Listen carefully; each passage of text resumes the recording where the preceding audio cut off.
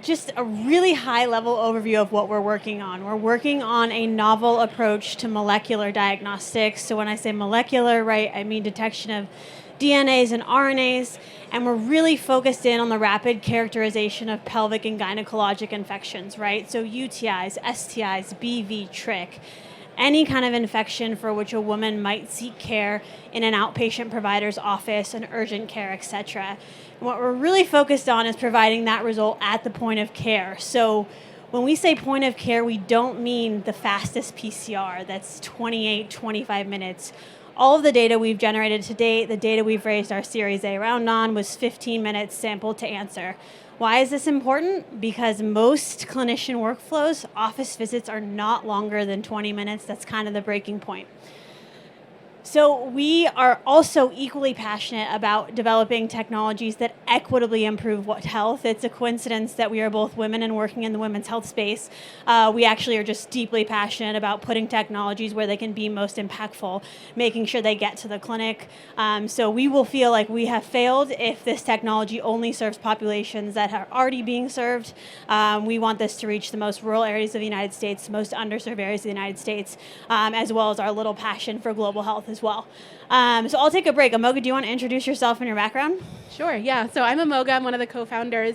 I have a technical background in chemical engineering, and Alison and I actually met during our graduate program up at Dartmouth. We were both working towards our PhDs in different areas of diagnostics, and in our final years, we're like, this is a fantastic way to learn. Let's see if we can take the technology that we are experts in and take it all the way to patients. So after we both graduated, we made the move down here to Lab Central and have been working on it full time for 2 years, and are excited to tell you the story. Yeah. Very similar. I'm a chemical engineer too. There's not really much more to say besides that. So with that, just a little bit about where we are as a company. So as Amogha mentioned, we started at Lab Central, which is kind of right between Kendall and Central Square in Cambridge. We're now at the Engine, which is MIT's incubator space, their new facility at 750 Main in Cambridge. We closed a $10 million round last summer, about a year ago, raised a little over $11.5 million to date. We are 10 full-time employees. We get exponentially busier with each person we hire, but a really exciting growth stage of the company.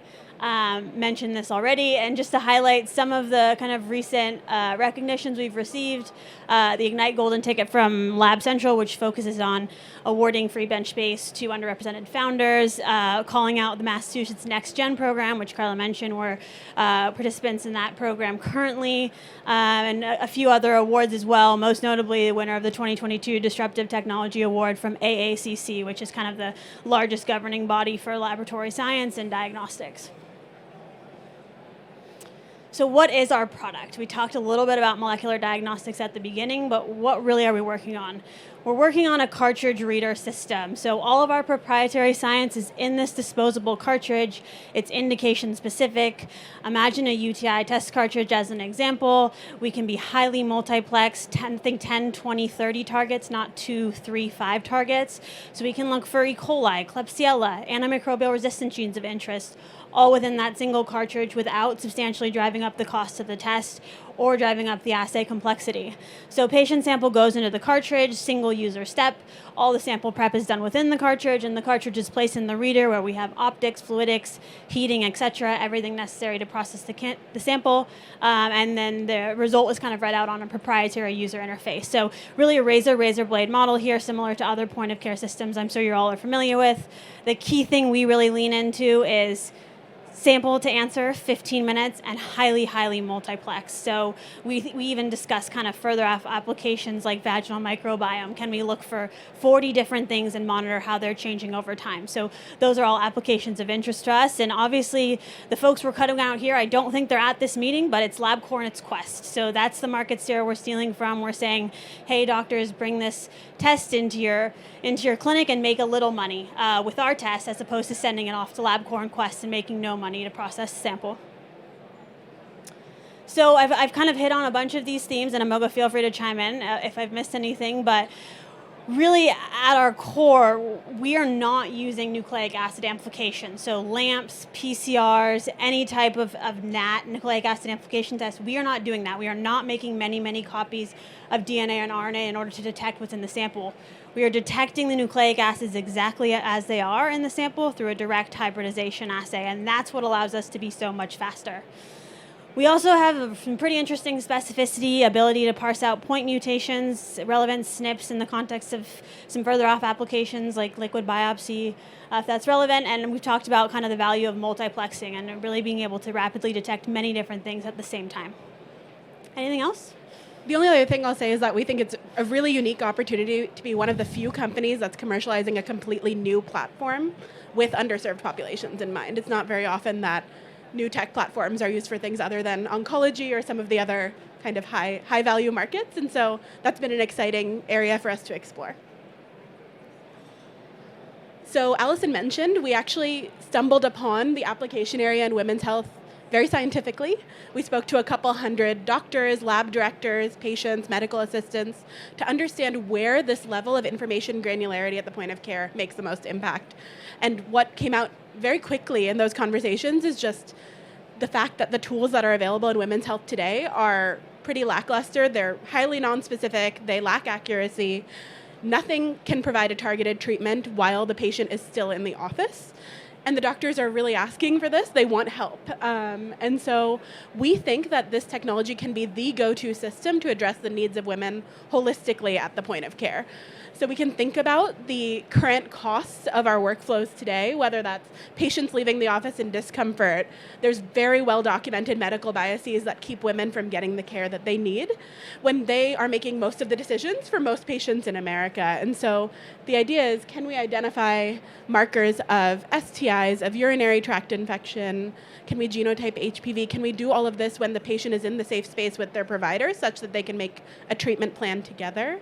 And we're thinking about even further off applications, discovery-related applications like vaginal microbiome, where there isn't a tool today that can detect relative concentrations of different bacteria right in the sample. And this artistic rendering on the bottom right is just meant to show that existing tools really don't paint a very clear picture at all of what's going on, nor do they enable a treatment. And we also think commercially this is an incredibly exciting space. There's lots of recent news about people divesting women's health, but there's immense opportunity here in the way that we're changing how women seek care. So there's lots of new health models that are trying to combine fertility, gynecology, infection, pregnancy, all together to holistically meet the needs of women. And so the idea that we could provide the tool required to address most of the questions our patients have is very compelling. It also speaks to the need for disruption here. We have, obviously, this is going to be an FDA-approved product, so we've thought a lot about the regulatory path and the potential for a breakthrough designation given the groundbreaking nature of the technology. And we've had a very fun journey into learning more about reimbursement than we ever thought we would need to know to think about how this is going to seamlessly fit in to providers' workflows. But as Alison said, there's a really unique opportunity for the Planned Parenthoods of the world, for federally qualified health centers to make a few dollars rather than the revenue that is currently being generated by Quest and LabCorp. So the greatest joy in the last year since our fundraise has been building a fantastic team around us. We're both young. This is our first company. We know the technology in and out, and we have the vision, but trying to bolster our expertise in all of the areas relevant to putting a product in the market. So we've brought on experienced heads of assay development and engineering and commercial and operations who have all worked on diagnostic products in the past. Really fantastic board around us of investors from Norwest and SV Health who really believe in us and the mission, and lots of institutional support from the various incubator spaces, from the Mass Life Science Center, and from our clinical collaborations and advisors here. And just wanted to end on kind of the big picture vision of the product. So when we raised our Series A, we were kind of in the concept phase. We'd shown that the technology could work in women's health applications.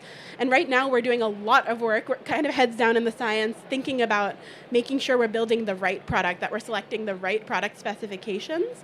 And it's a really unique and exciting time to potentially think about partnering as well, when we can still change the product form factor to be most relevant and most impactful in a variety of applications. And then we'll have some some fun additional development work around FDA and regulatory. But just wanted to highlight that right now we have the funds, we have a fantastic team, and it's a really exciting time to think about the potential of the technology. So I think that's all we had, but happy to answer any questions offline. Thank you.